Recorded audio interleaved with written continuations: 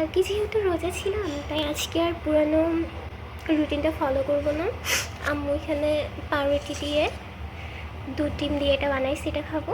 আর হচ্ছে চা বানাইছি, চা খাবো। Ignore the background sound please. আসলে ওই নিচে হচ্ছে ঢালাই কাজ হচ্ছে, আর আমার বাসা যেহেতু 3 তলায় খুবই ক্লোজ, তাই সব কিছু লাগিয়ে রাখার পরেও সাউন্ড একটু একটু আসতেছে। এখানে আম্মুর আপু মিলে রান্না করতেছে, পরে দেখাবো কি রান্না করতেছে। আমি এখানে বসে পাপোশ বুনতেছিলাম। জানি না ভালো হয় নাই, অনেকে বলবে যে এগুলো তো কিনতেই পাওয়া যায়। নেভার মাইন্ড, আমার সর্দি লাগছে একটু। অনেকে বলবে যে এগুলো তো কিনতেই পাওয়া যায়, বাট কথা হলো নিজে বানিয়ে ইউজ করার অন্যরকম একটা ভালো লাগে। আর আমি লাইক আমার ফ্রি টাইমে এগুলো হাতের কাজ করতে ভালোবাসি। এটা কমপ্লিট হলে ইনশাআল্লাহ আপনাদের সাথে শেয়ার করব।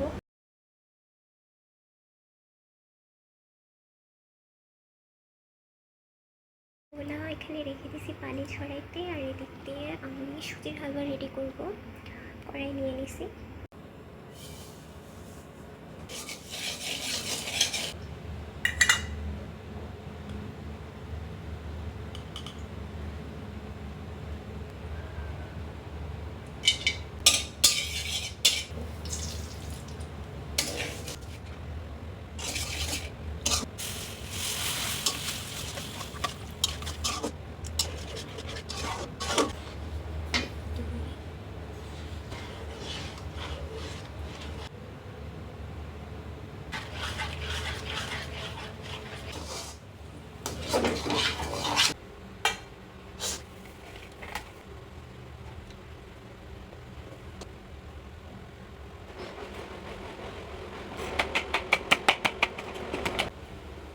বার্গার বাচ্চিরা স্টে অ্যাওয়ে, তোমাদের কাজ না।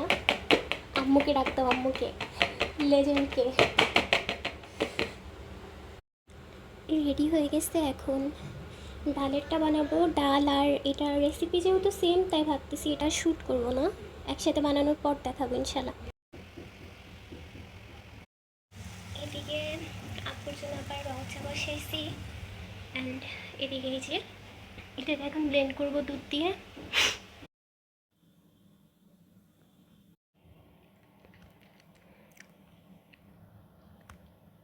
তো ফাইন পেস্ট বানাইছি, আর বাকিগুলো একটু হাত দিয়ে চেপে নিব, এগুলো একটু মুখে লাগলে ভালো লাগবে।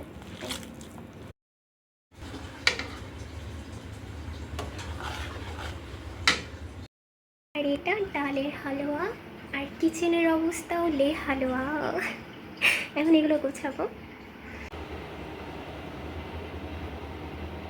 তো গাইস, এখানে আপনারা দেখতে পাচ্ছেন একটি টমেটো, যেটা বেগুন হতে গিয়ে পরিবারের চাপে টমেটো হয়ে গিয়েছে।